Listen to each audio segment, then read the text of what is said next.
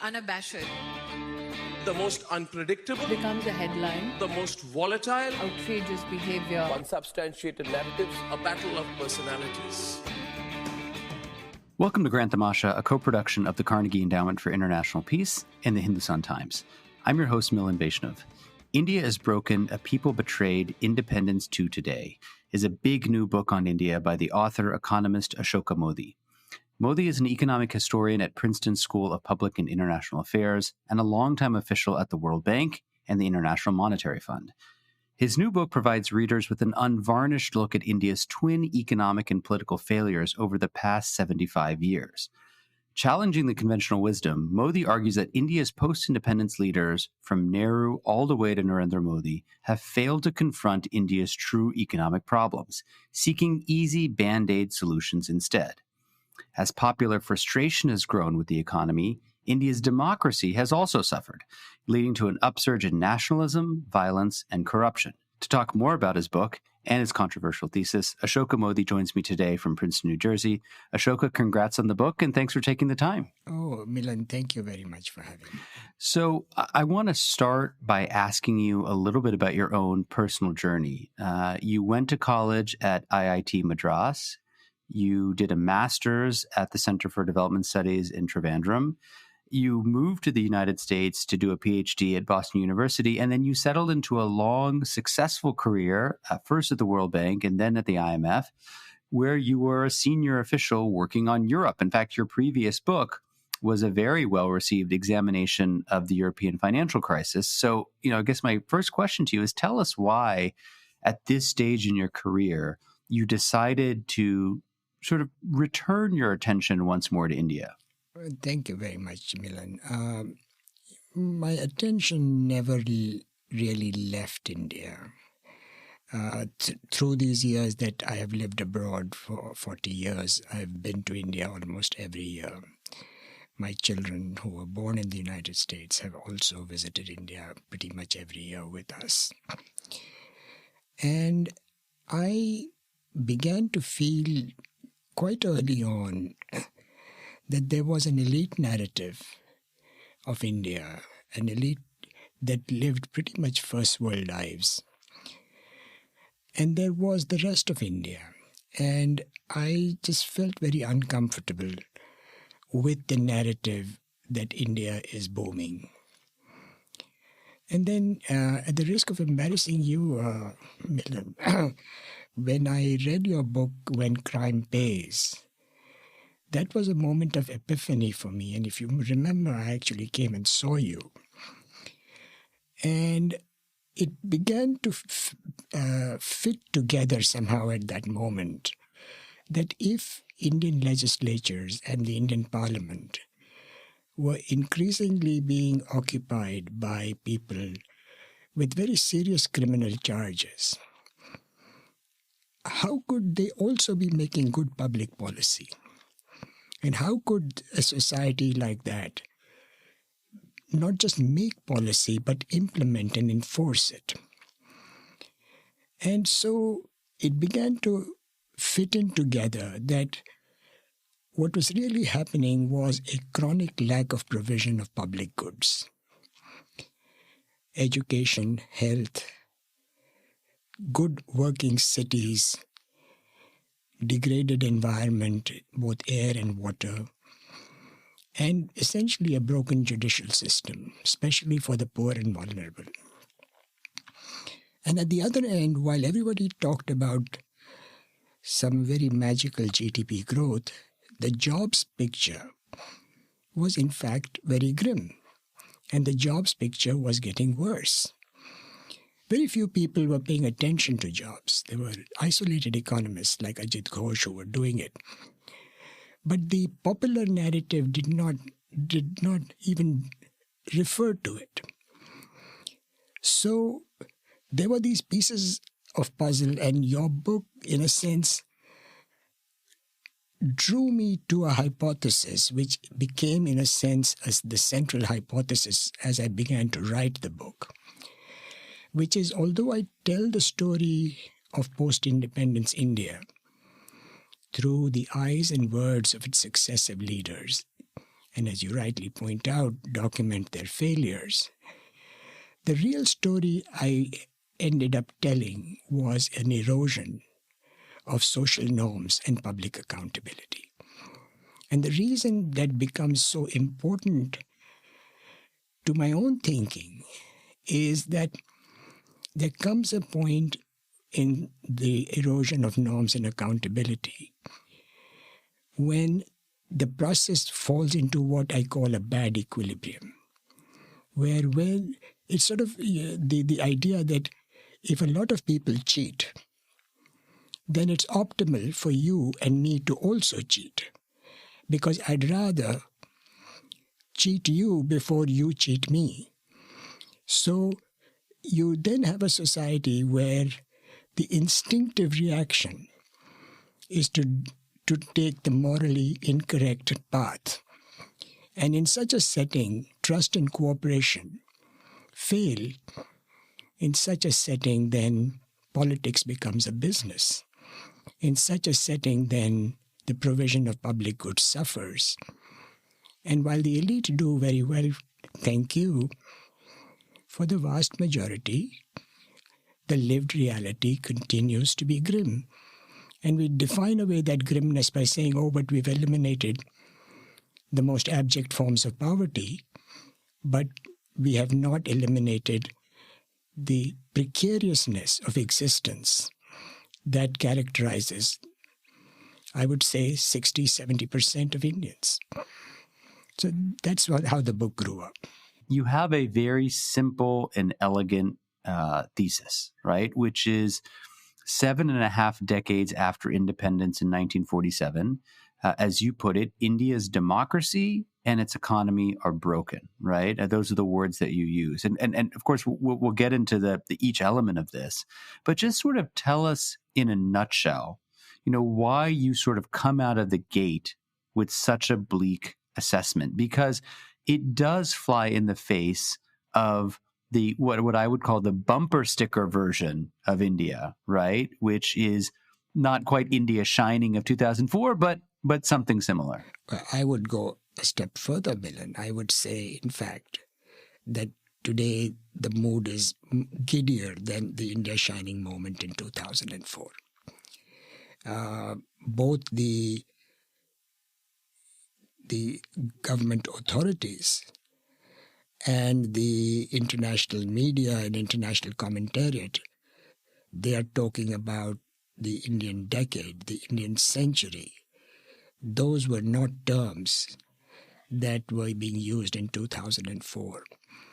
There is a certain amount of almost giddiness about India. The word unprecedented is used perennially by both Indians and by the international media. So it happens to be a coincidence that, the book is 4 years in writing. It comes out at a moment when this is the environment.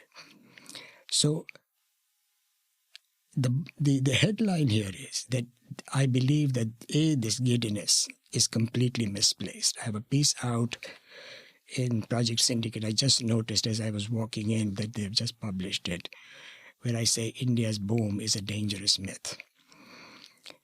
So in itself, even the elite narrative in the narrow, interpretable, quantitative economic sense is a jugglery of numbers. I call it bad wishful thinking clothed in bad economics. My thesis, on the contrary, is a 75-year-old history. And I call my book a history to inform the present. And the reason it is broken is one I've alluded to, but let me expand on it. That when social norms and accountability break down, they are the two sides, on the two sides are economics and politics. On the economic side, what that means is there will be a perennial deficit in the provision of public goods. And public goods are the heart of an economic development process. We have this obsession with GDP growth, but we have to keep asking ourselves, what is the lived reality of people? Do they have jobs? As you will remember, in January 2022, a bunch of applicants for the railways went on a rampage. 12.5 million people had applied for 35,000 jobs. For everyone who would eventually get a job, 350 would not. And the railways said, oops, sorry, we are not even ready to make those offers. There is the jobs crisis is there for everyone to see. It's just that the media looks at GDP growth and does not look at the jobs crisis.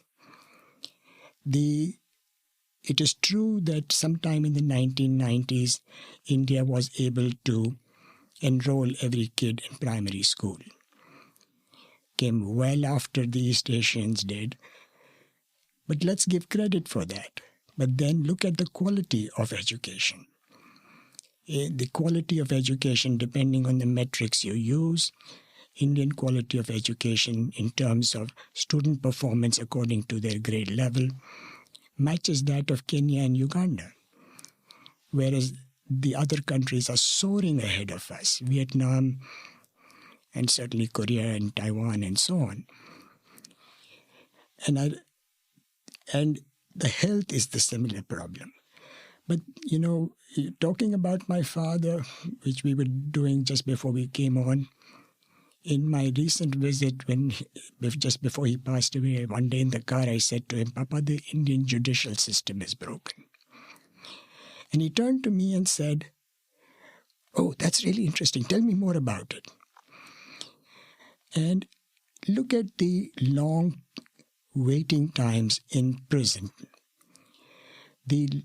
The backlog of cases has continued to expand. People spend more time in jail than they would if they were convicted of the crimes they were alleged to have committed. There is custodial torture to extract confessions. That's at the lower level. At the higher level, where the court makes judgments against corporate interests, the state does not enforce those on illegal sand mining, on the coverage of water bodies. And as we all know, the courts have been leaning in favor either by not pronouncing or by pronouncing in favor of the government. The environment is broken. Not just the air quality, where Indian cities compete with each other in being the most polluted in the world, but the rivers. The rivers are dying.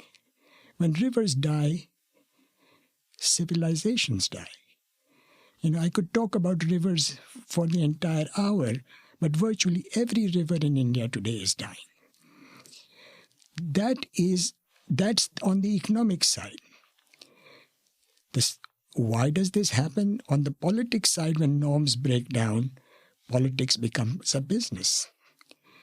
It's not just the criminals that you so astutely and acutely focused on, but the money in politics has grown exponentially. As you know, in the 2019 general election in India, the total election spending was more than in the 2016 U.S. congressional and presidential election. What does that mean?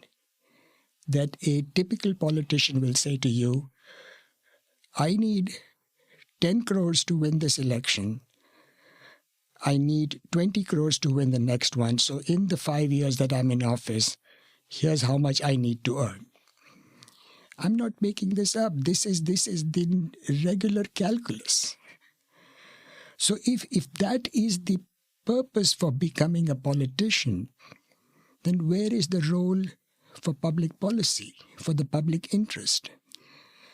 We as economists will often say, oh, but we need to have better some fiscal policy or expenditure targeting or better incentives in education. Frankly, that's all bullshit. Who cares about that? When the gross problems are so stark, so the erosion of norms and accountability result in poor economic outcomes, they result in poor political outcomes, and that becomes the basis for calling the system broken. So let me just ask you to elaborate on the economy for starters. In the book you write, and I want to quote here, "In making the lack of sufficient jobs the book's central thread, I depart from the convention of using GDP as the measure of an economy's success. My emphasis on the well-being of people leads me to focus on the availability of jobs and more broadly on human development." And you've already spoken about these themes. Now, you spent a lot of time at international financial institutions, and you know that GDP, of course, is the standard metric by which we on the outside measure a country's economic performance, and it's frankly how a lot of countries measure themselves, right? Now, if you use this standard and you say, okay, India has been a democracy for 7.5 decades, especially over the last 40 years, India has done remarkably well, right? So economists have said, other than maybe Botswana, there's no other long-standing democracy that's managed to grow at a sustained high rate of growth for as long as India had. So, GDP may not be the be-all, end-all, but isn't it telling us something important about the evolution of an economy? It's absolutely telling us something important. I'm not saying it's not telling us something important. I'm just saying it's not telling us the most important things that we need, that are important for human welfare. So just let me just on this last 40 years that you talked about. This is not a question that I was surprised that I'm the first person to notice the composition of this growth. The most rapid growth during these last 40 years, from about Rajiv Gandhi's time in 1984-85 to the present, has come from something called finance and real estate. Now, why is finance and real estate important? Because finance and real estate is relatively unregulated, where lots of people are making lots of money. It boosts your GDP, and what does it do for your jobs? So I show these charts of GDP and employment to my class, and a student asked me, "There's a lot. The finance and real estate is doing like gangbusters on GDP. Why don't I see it on the employment chart?" And I asked him, "Why do you think that's the case?" And he says, "Yeah, because it doesn't create jobs. You have a bunch of people sitting in Nariman Point generating gobs of GDP. What does it do for jobs? There are a handful of people from I am Ahmedabad and I am Bangalore and I am Calcutta and such like places which are getting jobs. But we need jobs for 7 to 9 million people every year." And I don't know if you remember, you're probably too young to remember, but soon after the liberalization of 1991, in 1993, Morgan Stanley set up an office in Bombay. And there was a flutter because one of their staff, a woman named Naina Lal, was given 1 crore of rupees a year. At that time, it was about $300,000. It was an unthinkable amount in the Indian context. So that is counted as GDP. So if you earn those kinds of salaries, you get counted as GDP. But that's one person, and so that's the reason I say that the GDP does not count for me as economic welfare. Plus, you get GDP when you set up a petrochemical plant, when you set up all these drug farmers and so on. hugely environmentally damaging. Few jobs.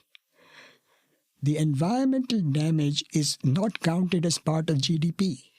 That is a trivially obvious point, one that's made often, but in the Indian context is hugely relevant for the reasons we just talked about a minute ago. The river Musi runs through Hyderabad, which is the pharma capital of India. River Musi is dying because the pharmaceutical industry is dumping its effluents into River Musi. Who is counting the cost of that in GDP?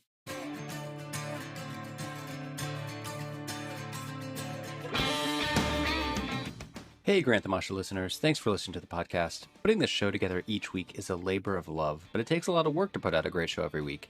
If you'd like to support the work we do at Grant Tamasha, please visit ceip.org/donate. Don't forget to subscribe to us on Apple Podcasts, Google Podcasts, Spotify, or on your favorite podcasting platform, so you'll be the first to know when a new episode rolls out. At the core of your argument is, look, the idea that India neglected two essential sources of economic development, right? Agriculture, number one, labor-intensive manufacturing, number two. And you say there was an alternate path, right? As you point out in your book, you said, look, if you want to achieve a high employment, high productivity economy, India should have pursued a development strategy more closely aligned to that of Japan after the Meiji Restoration, right? Which was back in the 1860s. Now, my question to you is this: were the conditions really ripe, given India's democracy, given its ethnic diversity, given its sprawling geography, given its poor state capacity, for a Japan-like strategy to have succeeded? Well, whether a heavy industrialization strategy could have succeeded is sort of another question. But look, the first plan. So the first plan document is a remarkable document. The first plan is very close to a Japanese-style strategy.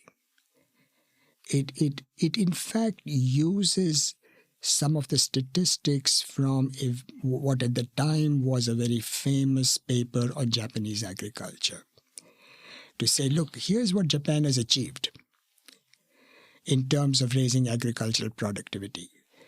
And it has done so with relatively little investment. That was the key point about Japanese agricultural policy, that you did not need massive investment. You needed to do things better, just like Japanese have done later in their manufacturing. So there was a keen awareness. Nehru himself, one of Nehru's great virtues is that he wrote everything that was on his mind. And in one of his letters to the then chief ministers, or I forget if this was before 1950 and they were still called prime ministers, he says that Japan offers us the best way forward. While Soviet Union has many plus points, it's also very complicated, was the phrase, or some equivalent phrase. So there was a clear mirroring of that view in the first plan. The first plan also talked about light industry, leveraging of India's traditional capabilities in light industry. The entrepreneurship at that time was in cities like Coimbatore, Ludhiana. These are the towns that were in the nature of satellite towns around Osaka. And there was the hero cycles. The precursors of hero cycles had already begun to gather in Ludhiana.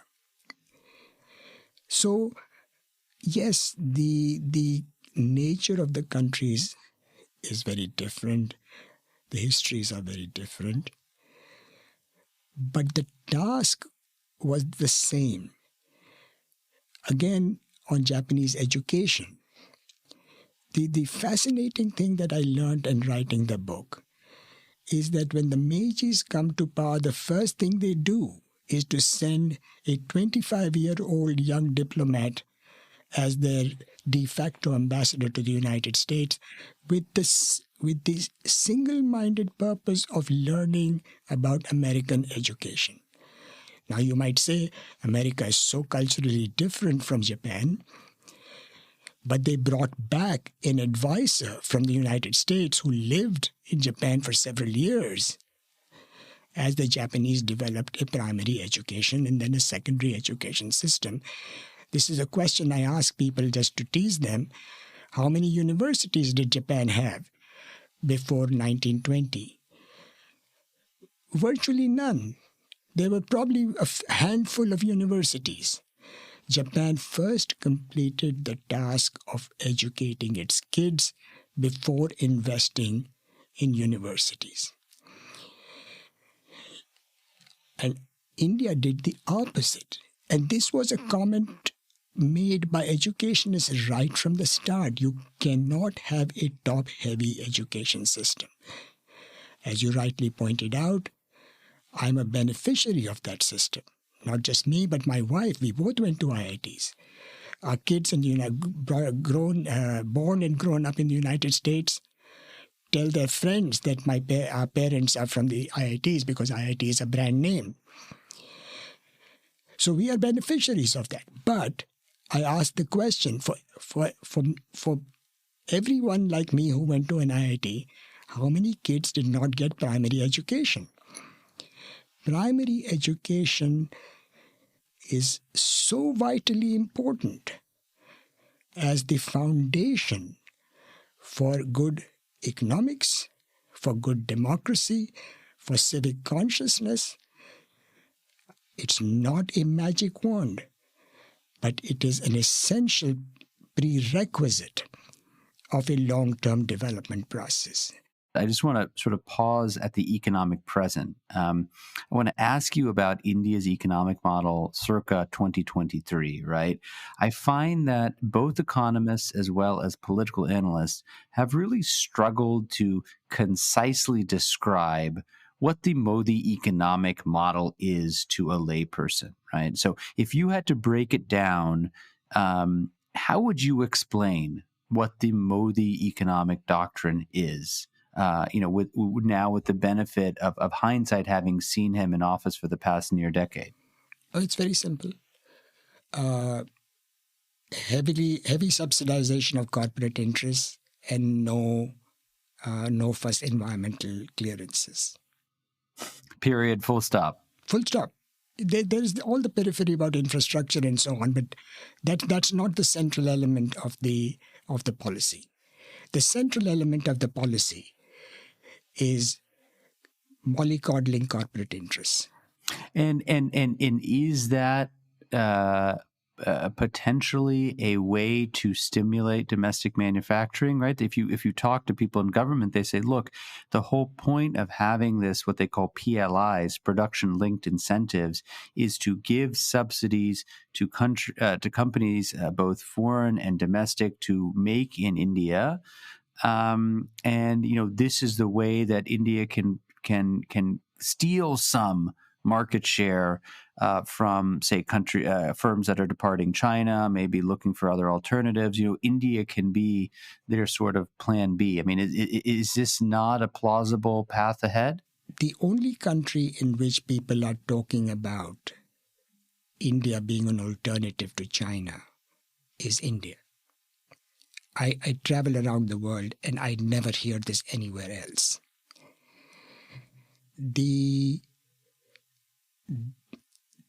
know, just empirically we know, that there has been relatively modest movement out of China. Gordon Hanson thinks that the Chinese will begin to move from their expensive coastal hubs to their interior where production costs are lower. The movement that has occurred has been substantially to Vietnam and to other Southeast Asian countries. Recall that these countries are members of something called RCEP. Comprehensive Economic Partnership, I believe. Yes, very good. And that is a preferential trade arrangement of which China is a part. India has pointedly stayed out of it. Why? Because Indian manufacturers lobbied against it, because they fear that even the modest trade concessions that they give will make them uncompetitive with the RCEP producers. So, correct. I mean, they were at the negotiating table until the 11th hour and then pulled out with this justification. Exactly. And so the movement that is occurring out of China is to the RCEP countries, primarily Vietnam, because they enjoy a preferential trade arrangement over there. A third movement that is occurring is American manufacturers doing something called nearshoring, which is bringing production back to Mexico and Central America. There is this one fragment, which is some Apple contractors have begun manufacturing in India, and we are extrapolating from that into a Chinese movement a Chinese movement to India. Empirically, you do not see the movement in the numbers. Can it happen? Of course it can happen. But is the PLI going to be the vehicle? On that, all I can tell you is the recent assessment by Raghuram Rajan and the former governor of the Reserve Bank and a co-author of his. And he says that he's not able to see how the numbers are adding up. He's fearful that just like past subsidies, this will become another sop to corporate interests who would have either done that business in any case or will just use it to fatten their profits. Ashoka, I want to pivot before it's too late to talking about the issue of democratic backsliding. I know that you are aware that there are many analysts based in India who believe that the current democracy rankings that are issued by groups like VDEM, Freedom House, The Economist are flawed, if not outright biased against India, right? And one of the counter arguments that you hear from some critics is, look, India enjoys both regular elections, highly competitive, highly participatory elections, and regular peaceful transfers of power, including at the state level where the BJP often loses regional elections. How would you respond to that, right? According to these metrics, democracy is alive and well. Right.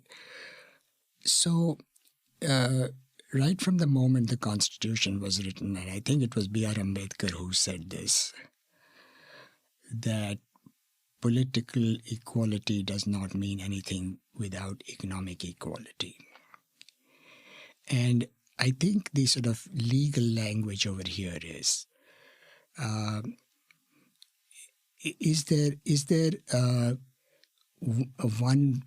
does one person, one vote have any meaning? So Robert Dahl very early on said that if corporate interests are going to be dominant in policy making, then the question of equality before the law becomes somewhat meaningless. So almost from the beginning of the post-independence period, India has lacked equality before the law. That is a fundamental characteristic of a good democracy, number one. Number two, erosion of civil liberties began also relatively early. Number three, both these equality before law and the constraints on civil liberties comes within a broader economic structure where corporate interests have become increasingly powerful, especially after the so-called liberalization. Therefore, to me, the notion that this is democracy in a sense that somebody like James Madison or Robert Dahl would have recognized, it does not pass the smell test. the mere fact of elections and transfer of power is a relatively weak test of a democracy. Democracy has to mean, if it means anything, that the people's voice is represented, that people have freedom of expression, that people have freedom of association, that the state does not use its coercive powers in an arbitrary manner. If none of these things work, then it's not clear why we insist on calling it a democracy. It's in that sense that democracy does not work in India for the betterment of the people. It does not reflect the voice of the people in terms of their material interests. Now, I am going to add before you could very legitimately ask me, but yes, maybe people have other aspirations, like, for example, the furtherance of a Hindutva agenda may be in the objective function of the voter, and to that extent, the voter is getting what he or she wants. Yes, that is probably true. But then what are we getting for that? We are getting that structure where corporate interests are financing elections. The vote gathering is based on a Hindutva process. That structure is being sustained by the coercive power of the state,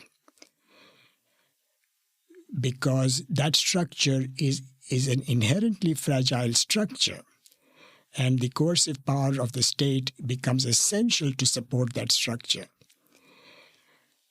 Again, is that a democracy? I believe that that calling it a democracy is not reasonable, because it's not delivering on the lived reality of people. If in fact the basic provision of jobs, of public goods, continues to languish, and if the betterment of the people and the opportunities for the people continue to be constrained, then I find it difficult to understand why we insist on calling it a democracy. I mean, just one last example.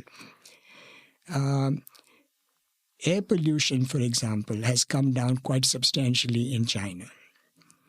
There is this scholar at the University of Chicago, I think his name is Michael Greenstone, and he has documented a sharp decline in air pollution in China. Now, let me first, before I go ahead, acknowledge that China has huge problems of its own, both in terms of its economics as well as in terms of its, and more so in terms of its political structure. But it is also the case that the Chinese will often be more sensitive to the aspirations of their people than the so-called Indian democratic state will be.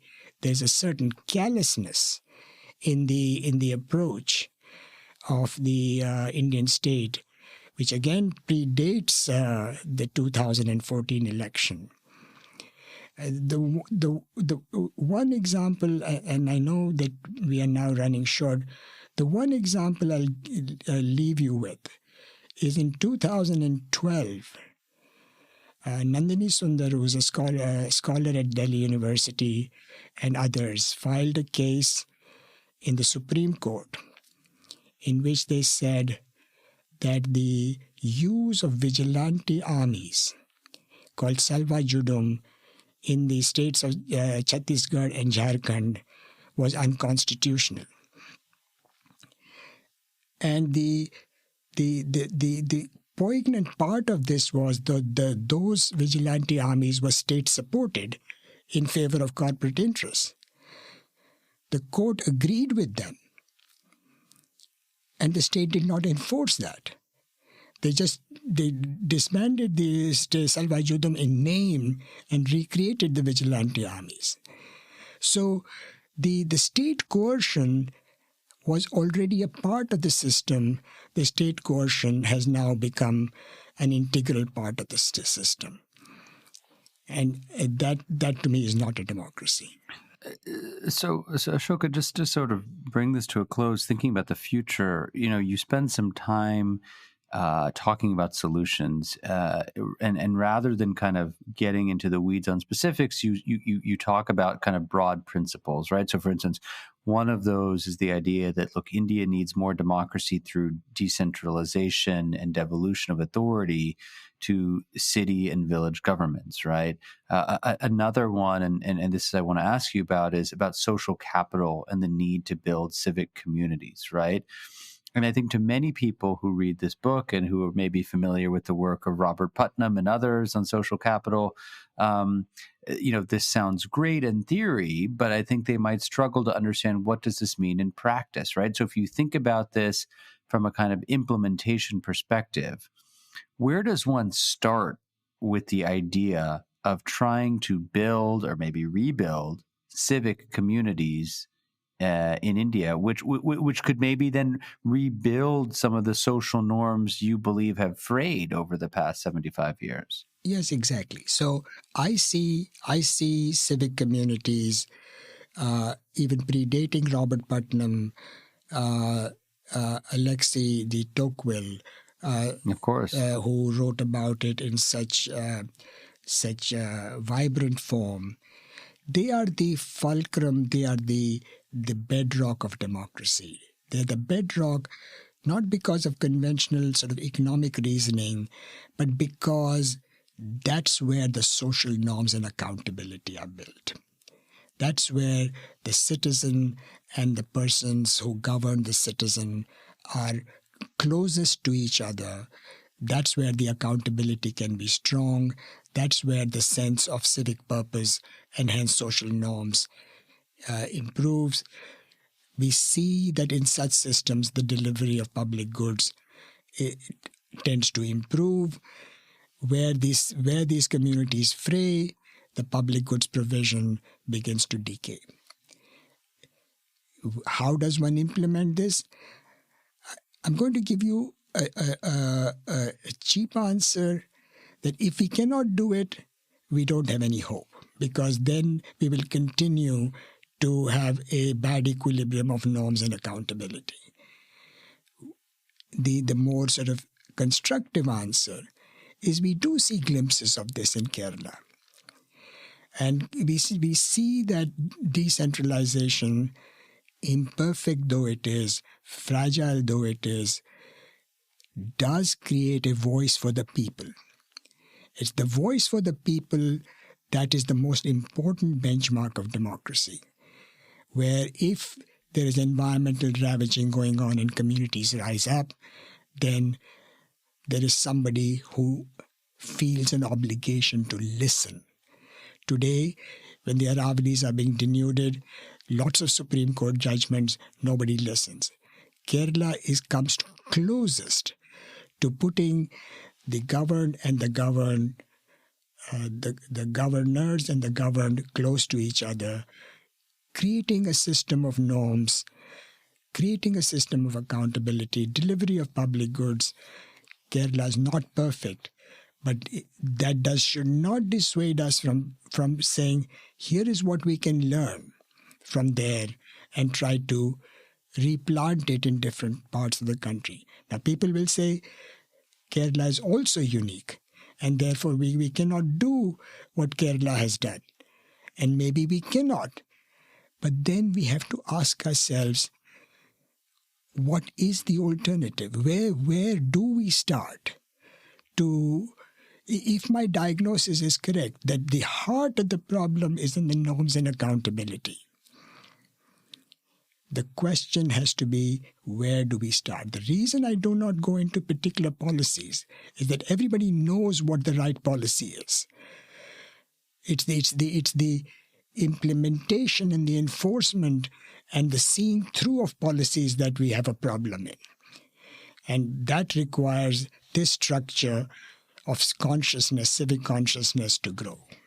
My guest on the show this week is the economist Ashoka Mody. He is the author of the brand new book, India is Broken, A People Betrayed, Independence to Today. It is a big book that tackles a very big question and offers a very clear and well-argued a thesis about both India's political and economic travails. Ashoka, it's been nice to see how well this book has been received. It's generated a lot of debate, which I suspect was one of the principal motivations for getting this out there. Thank you for writing it, and thank you for taking the time to talk to us today. Thank you very much, Milan. Thank you very much also just for the sensitivity with which you have conducted this conversation. Grant Tamasha is a co-production of the Carnegie Endowment for International Peace and the Hindustan Times. This podcast is an HT Smartcast original and is available on htsmartcast.com. You can also find us on Apple Podcasts, Spotify, Stitcher, or wherever you get your podcasts. Don't forget to rate and review. It helps others find the show more easily. For more information about the show and to find the writing we reference on this week's episode, visit our website, granttamasha.com. Production assistance comes from Nitya Lab. Tim Martin is our audio engineer, and Isabel Villegas is our executive producer. Thanks for listening, and see you next week.